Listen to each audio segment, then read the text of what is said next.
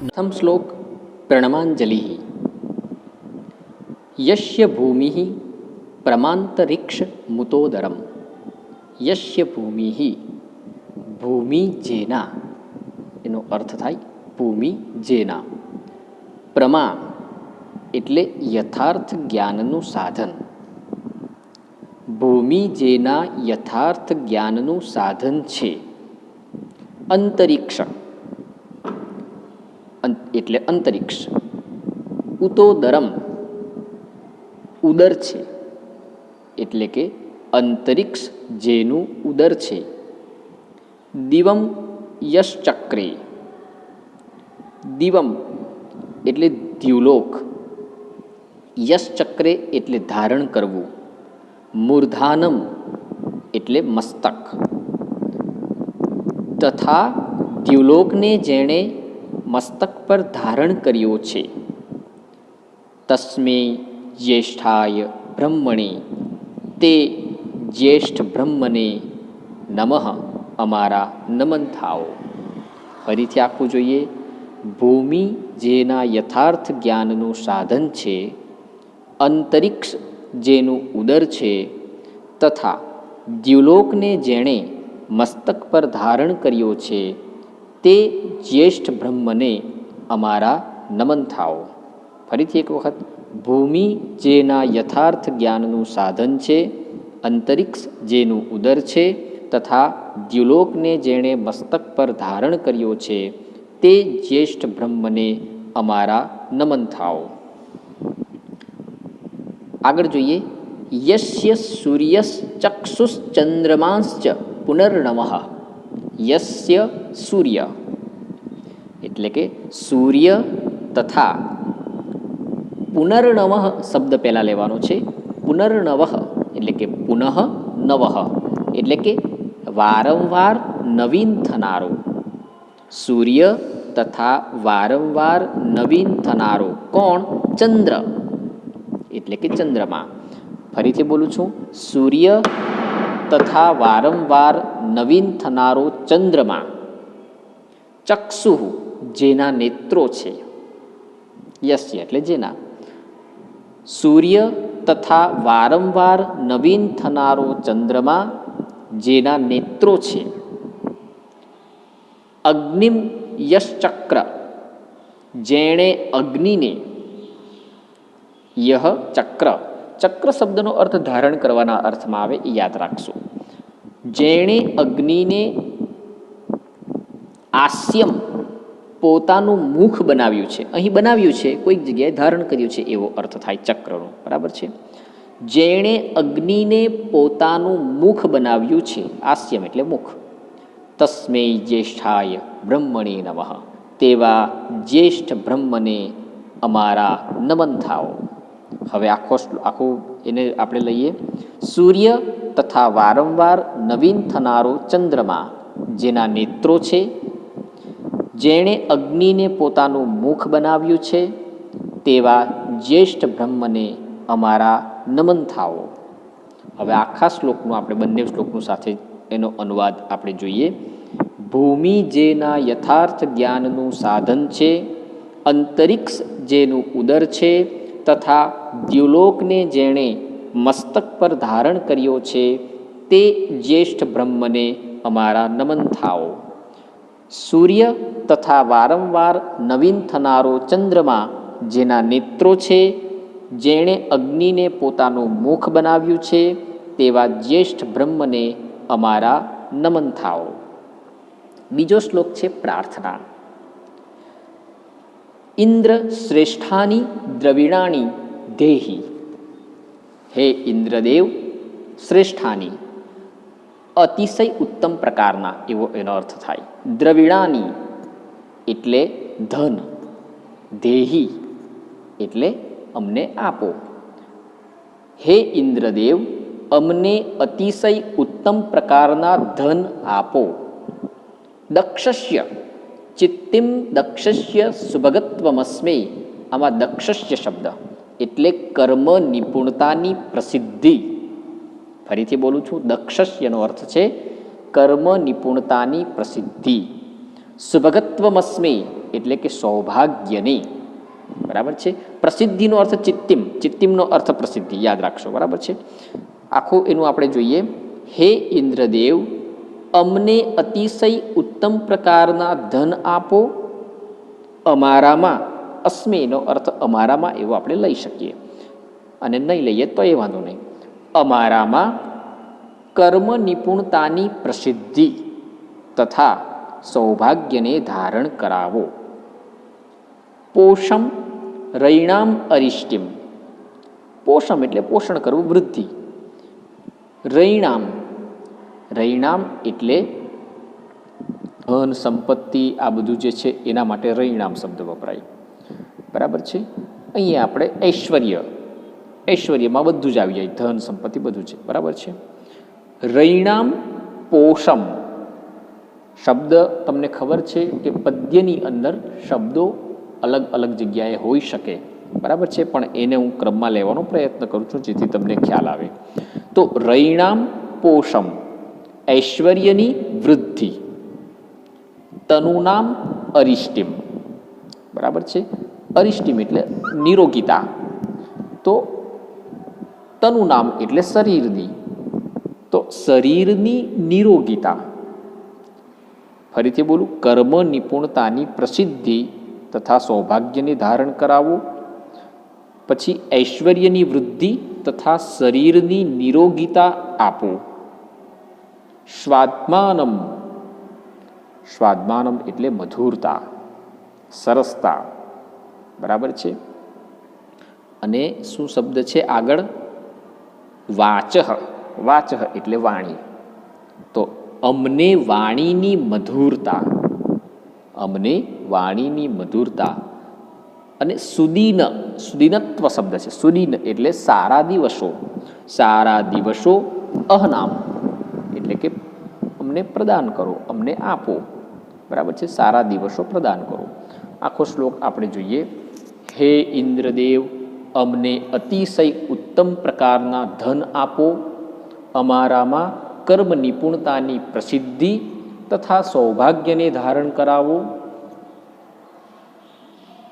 તમે આપેલા ઐશ્વર્યની વૃદ્ધિ તથા શરીરની નિરોગીતા આપો. અમને વાણીની મધુરતા અને સારા દિવસો પ્રદાન કરો. ફરીથી એક વખત બોલું છું. હે ઇન્દ્રદેવ, અમને અતિશય ઉત્તમ પ્રકારના ધન આપો. અમારામાં કર્મ નિપુણતાની પ્રસિદ્ધિ તથા સૌભાગ્યને ધારણ કરાવો. તમે આપેલા ઐશ્વર્યની વૃદ્ધિ તથા શરીરની નિરોગીતા આપો. અમને વાણીની મધુરતા અને સારા દિવસો પ્રદાન કરો. તો અહીં પ્રાર્થના, બરાબર છે. હજુ બીજો શ્લોક છે એની અંદર. મેધામ મે વરુણો દદાતુ મેધામગ્નિ પ્રજાપતિ, બરાબર, ધ્યાનથી સાંભળજો, બરાબર છે. મેધામ મે વરુણો, ફરીથી જરા જોઈએ. મેધામ એટલે બુદ્ધિ અને વરુણો એટલે વરુણદેવ. હે વરુણદેવ, વરુણો એટલે કે હે વરુણદેવ. પ્રજાપતિ એટલે હે પ્રજાપાલક અગ્નિદેવ. આ પ્રમાણે ક્રમમાં લેવાનું છે. વરુણો, પ્રજાપતિ, હે વરુણદેવ, હે પ્રજાપાલક અગ્નિદેવ, બરાબર છે. મેધામગ્નિ, એની અંદરથી અગ્નિ છૂટો પડે એટલે બે દેવોને અહીં યાદ કરેલા છે. હે વરુણદેવ, હે પ્રજાપાલક અગ્નિદેવ. મેધામ મે દદાતુ, અમને, અમને ઉત્તમ પ્રકારની બુદ્ધિ. મેધા એટલે બુદ્ધિ. અહીં બે જગ્યાએ મેધા આવી છે, પણ આપણે બંને માટે એક જ વખત અહીં ઉપયોગ કરીએ છીએ. અમને ઉત્તમ બુદ્ધિ આપો. ફરીથી બોલું છું. હે વરુણદેવ, હે પ્રજાપાલક અગ્નિદેવ, અમને ઉત્તમ બુદ્ધિ આપો, બરાબર છે. મેધામ મે દદાતુ, એવો એનો અર્થ. મેધામ ઇન્દ્રશ્ચ વાયુશ્ચ, ઇન્દ્રશ્ચ વાયુશ્ચ એટલે હે ઇન્દ્ર અને વાયુદેવ. હે ઇન્દ્ર અને વાયુદેવ. પછી છે ધાતા એટલે હે ધારણ કરતા દેવ. જે બધું ધારણ કરનારા છે આખી પૃથ્વીને તે, એટલે હે ધારણ કરતા દેવ. મેધામ મેધામ બે જગ્યાએ મેધા આપણે એક જ વખત બોલવાનું છે. અમને શ્રેષ્ઠ બુદ્ધિ દદાતુ મે, પ્રદાન કરો. અમને શ્રેષ્ઠ બુદ્ધિ પ્રદાન કરો. સ્વાહા, એના માટે અમે આહુતિઓ આપીએ છીએ અથવા તો એને માટે આ આહુતિઓ સમર્પિત છે. આખો શ્લોક જો. હે વરુણદેવ, હે પ્રજાપાલક અગ્નિદેવ, અમને ઉત્તમ બુદ્ધિ આપો. હે ઇન્દ્ર અને વાયુદેવ, હે ધારણ કરતા દેવ, અમને શ્રેષ્ઠ બુદ્ધિ પ્રદાન કરો. એને માટે આ આહુતિઓ સમર્પિત છે. સ્વાહાનો અર્થ થાય આહુતિઓ સમર્પિત છે. બરાબર છે. આખો શ્લોક ફરીથી એક વખત બોલું છું. હે વરુણદેવ, હે પ્રજાપાલક અગ્નિદેવ, અમને ઉત્તમ બુદ્ધિ આપો. હે ઇન્દ્ર અને વાયુદેવ, હે ધારણ કરતા દેવ, અમને શ્રેષ્ઠ બુદ્ધિ પ્રદાન કરો. એને માટે આ આહુતિઓ સમર્પિત છે. ત્રીજો શ્લોક સંકલ્પ. માણસ જે સંકલ્પ કરે કે હું આમ કરીશ, કે એક સંકલ્પ માણસ શાનાથી કરે તો મનથી કરે, તો એની માટેની પ્રાર્થના છે કે એના માટેનો એક વિચાર અહીં રજૂ કર્યો છે.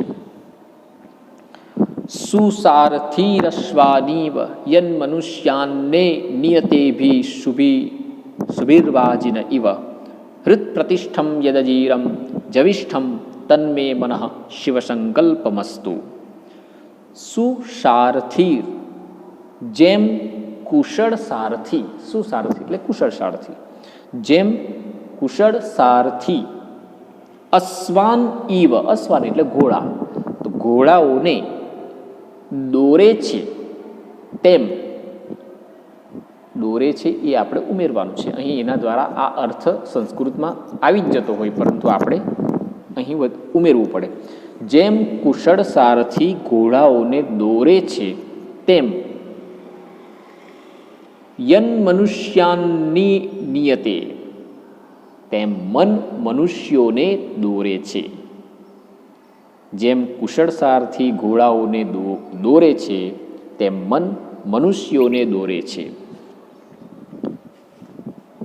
આગળ જોઈએ. આગળ અહીં ખૂબ સુંદર શબ્દ આ લોકે મૂક્યો છે. અભિશુભી શબ્દ તમને જો મળે તો અભિશુભી પહેલી લાઇનની અંદર જ છે. એ લાસ્ટ ટુ સેકન્ડ જેવો વર્ડ છે, એની અંદર ભેગો છે. નિયતે ભી શુભી એમ જે છે ને તેની અંદરથી છૂટું પડે અભિશુભી. વાજિન એ પણ ત્યાર પછીનો શબ્દ વાજિન અને ઈવ. સારો સારથી જેમ, બરાબર ધ્યાન આપજો. અભિશુભીનો અર્થ થાય કે માણસને કે ઘોડાઓને, જે માણસને જેમ અંકુશ આપણે આપણી જાત ઉપર કરવો પડે, એમ ઘોડાઓના અંકુશ માટે ચાબુક અથવા તો લગામ જેને આપણે કહીએ, તો એના અર્થમાં છે, લગામના અર્થમાં. સારો સારથી જેમ લગામોથી, વાજીને એટલે ઘોડા, ઘોડાઓને અથવા તો ઘોડાને કાબૂમાં રાખે છે.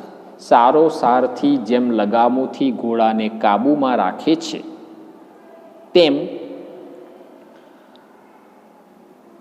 મન મનુષ્યોને અંકુશમાં રાખે છે. ઈવ શબ્દ આવે એટલે જેમ અને તેમ, એટલે એનો અર્થ આપણે પછી આગળ સમજી લેવાનો. તેમ મન મનુષ્યોને અંકુશમાં રાખે છે. હવે આગળ. હૃત પ્રતિષ્ઠમ, હૃદયમાં રહેલું. યદ જીરમ, જે સર્વદા યુવાન. બરાબર છે. ફરીથી બોલીએ છીએ આપણે. હૃત પ્રતિષ્ઠમ, હૃદયમાં રહેલું. યદ જીરમ, જે સર્વદા યુવાન. જવિષ્ઠમ, અતિશય વેગવાન. જવિષ્ઠમ એટલે અતિશય વેગવાન. તન્મે મનઃ, તે મારું મન. શિવ સંકલ્પમસ્તુ, શુભ સંકલ્પવાળું થાઓ.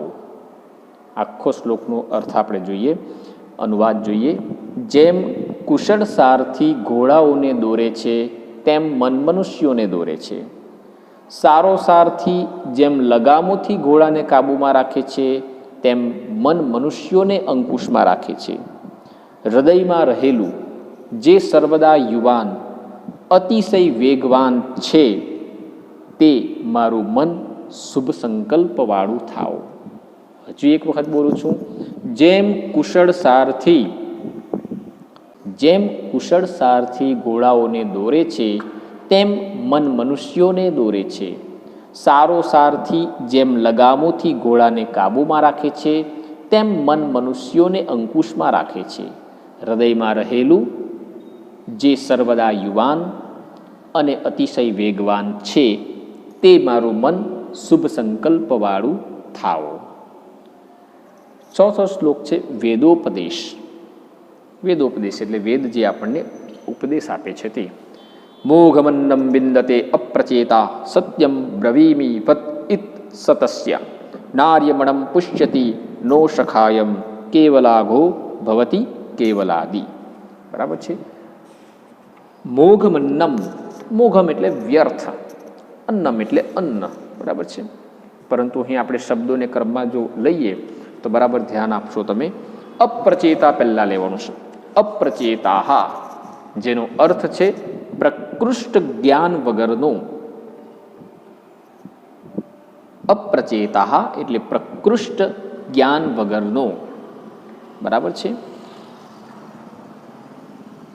જેના મનમાં દાન કરવાનો વિચાર નથી આવતો તેવો, આવો પણ એની સાથે આપણે અર્થ લેવાનો છે. આની અંદર એના માટે અલગ શબ્દ નથી, પરંતુ આપણે લેવાનો છે.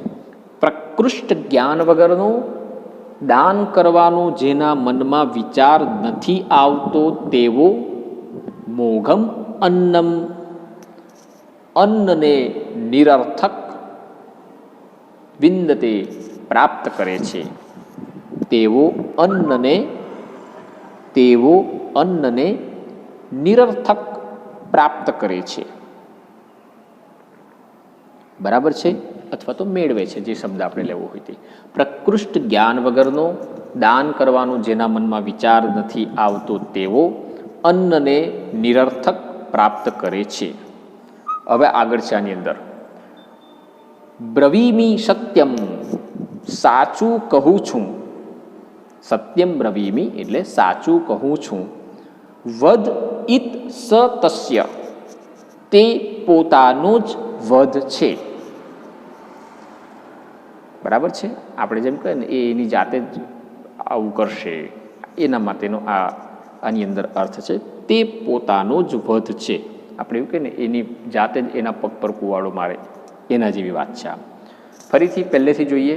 પ્રકૃષ્ટ જ્ઞાન વગરનો, દાન કરવાનો જેના મનમાં વિચાર નથી આવતો તેવો, અન્નને નિરર્થક પ્રાપ્ત કરે છે. સાચું કહું છું, તે પોતાનો જ વધ છે. બરાબર છે. આગળ જોઈએ. નાર્યમણમ પુષ્યતિ. બરાબર ધ્યાન આપજો. નાર્યમણમ પુષ્યતિ એટલે ન અર્યમણમ. અર્યમણમ એટલે અર્યમા દેવતા. બરાબર છે. ન એ પાછળ એનો અર્થ આવશે. જે અર્યમા દેવતાને, બરાબર છે. અર્યમા દેવતાનો એક અર્થ ઉદાર કે સજ્જન, કોઈ માણસ હોય તેના માટે પણ વપરાય. જે અર્યમા દેવતાને, સખાયમ મિત્રને, અલ્પવિરામ મૂકીને મિત્રને, જે અર્યમા દેવતાને, મિત્રને, ન પુષ્યતિ પોષતો નથી, એટલે કે પોષણ, પોષતો નથી, આપતો નથી, એનો અર્થ એવો પણ આવે. જે અર્યમા દેવતાને, મિત્રને પોષતો નથી તે કેવલાઘો, કેવલાદિ. બરાબર છે. કેવલાઘ એટલે ફક્ત પાપને જ, બરાબર છે, ભવતી કેવલાદિ કેવળ આચરે છે. બરાબર છે. તે માત્ર પાપને જ આચરે છે. બરાબર છે. તો કેવલાદિનો અર્થ એકલો ખાવાવાળો, અને કેવલાઘ એટલે પાપને ખાય છે તે અર્થમાં છે. બરાબર છે. પહેલેથી લઉં છું. પ્રકૃષ્ટ જ્ઞાન વગરનો, દાન કરવાનો જેના મનમાં વિચાર નથી આવતો તેવો, અન્નને નિરર્થક પ્રાપ્ત કરે છે. સાચું કહું છું, તે પોતાનો જ વધ છે. જે અર્યમા દેવતાને, મિત્રને પોષતો નથી તે એકલો ખાનારો માત્ર પાપને જ આચરે છે. કેવલ આદિ શબ્દ છે એટલે આપણે વચ્ચે ઉમેરીએ, એકલો ખાનારો માત્ર પાપને જ આચરે છે. ફરીથી એક વખત બોલું છું, પ્રકૃષ્ટ જ્ઞાન વગરનો, દાન કરવાનો જેના મનમાં વિચાર નથી આવતો તેવો અન્નને નિરર્થક પ્રાપ્ત કરે છે. સાચું કહું છું, તે પોતાનો જ વધ છે. જે અર્યમા દેવતાને, મિત્રને પોષતો નથી, તે એકલો ખાનારો માત્ર પાપને જ આચરે છે. તો અહીં આવી રીતે આપણા 4 શ્લોકો જે છે એ આપણે 4 શ્લોકોના અર્થ અનુવાદ આપણે જોયા. વ્યવસ્થિત તમે આને નહીં તમને એક વખત ધ્યાનમાં આવે તો બીજી વખત પણ તમે આને વારંવાર સાંભળશો અને આને કમ્પલસરી તમારે મોઢે કરવાના છે. બરાબર છે? તો આટલું તમે ધ્યાન રાખશો.